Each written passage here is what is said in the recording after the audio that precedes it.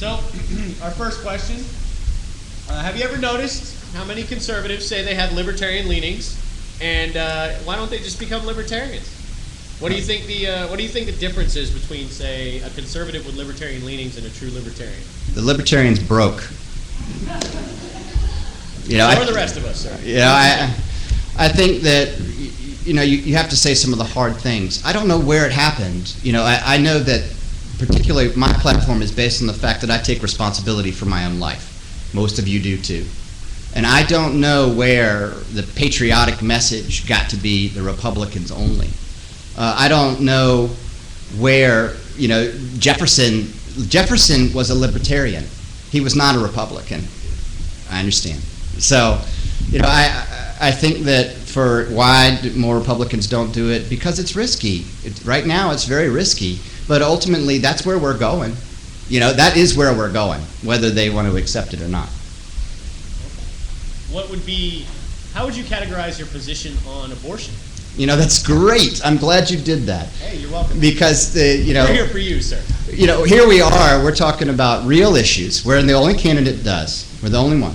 And we're also talking about economic collapse. And then these politicians will throw up these absolutes. Immigration, what they're trying to do is distract you from the real issue. We're going broke right now. So, okay, abortion. For me, that's a state issue. Boom. I dodged it. Is that all right? It's up to you. I mean, to me, it's such a waste of time. It's such a political toy. People use it over and over again, and I'm tired of it. I'm at the point now where I don't care. I know what we're up against, and I know what I can deliver. When you come to abortion, I don't think you can think in absolutes. I don't. So basically what you're saying is you think most of the issues that have been brought up are kind of distracting from the central economic issue? I do. I think that we all right. Give me something. I'll tie it to it. I'll tie it. Do you support the fair tax? Well, the one issue that I have with the fair tax is I've heard the trial. This is how they're thinking about doing it. They want to bring the fair tax in, but keep the income tax and kind of transition. Yeah. So what's that going to mean? Then you have an income tax and a fair tax. I mean, where's my position? Get rid of the IRS. That's what I believe. Okay. Is Arizona correct in taking on the federal responsibility for illegal immigration enforcement? Absolutely. But this is another issue, by the way, that is a distraction to us going broke. I'm sorry. Look. This has already come up in the 1950s. It's no big deal. All right, we've got illegal immigrants in here because we have a demand for the labor. If we didn't have a demand for the labor, they wouldn't be here. It's called economics. All right, so what do? They come in here, they do the job. It decreases the amount of production and the costs go down. Everybody gets everything cheaper. It's actually a good thing. In the 1950s, this happened like crazy. So what did Congress do? They passed a law. The law increased the amount of work visas available to people who wanted to come here. They increased the amount of enforcement that was on our borders. And when they passed the law to increase visas for people to come here and work, arrests went down by 95% and the issue was solved. It's that simple, but we've been talking about it for years. Okay. Do you... It's a visa. So when your visa expires, it goes. That's right. So you enforce the laws that you have. He's asking me, what's the solution for this? How do you handle this situation? Hold on.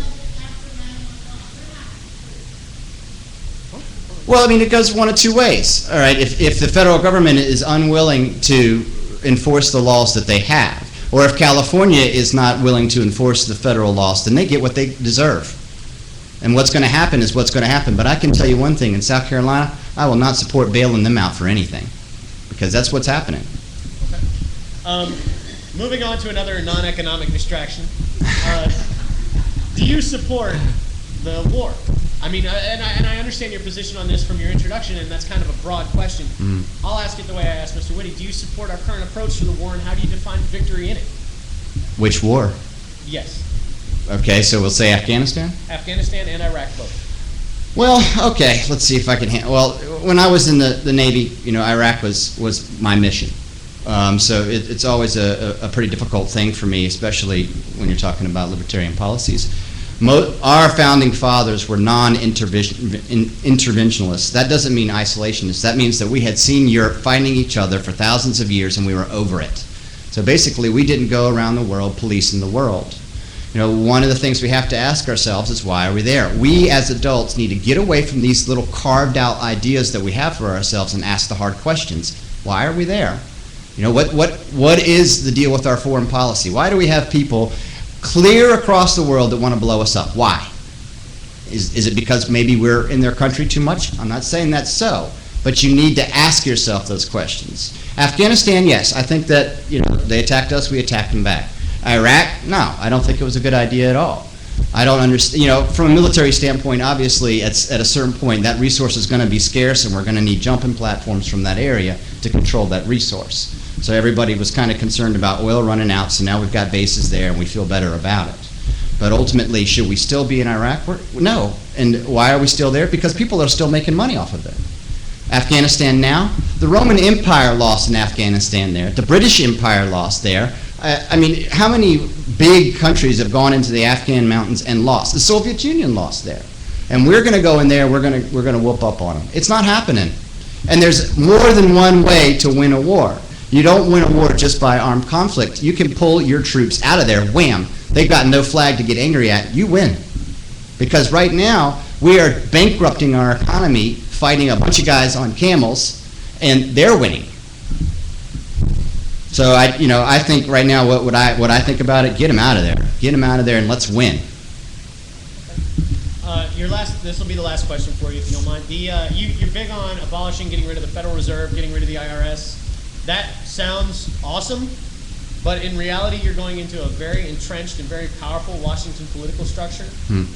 How are you going to do that? And I know it probably won't be in your term, no matter how long that lasts. It might not even be in your lifetime. How are you going to do that?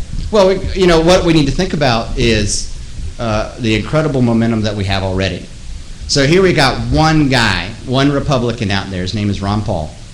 And he actually got a bill all the way to the Senate, S-604, that was designed to open up the books of the Federal Reserve. If he had had that bill passed, which was last week, I believe, if he had had that bill passed, all bets are off. The Federal Reserve could have been done then.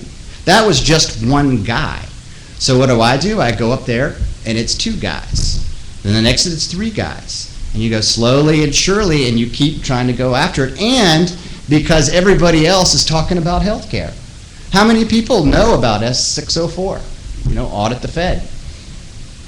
I think that you can run under the radar, you can ally with the people who understand the true issues of our crisis right now, and you can make real differences doing it that way.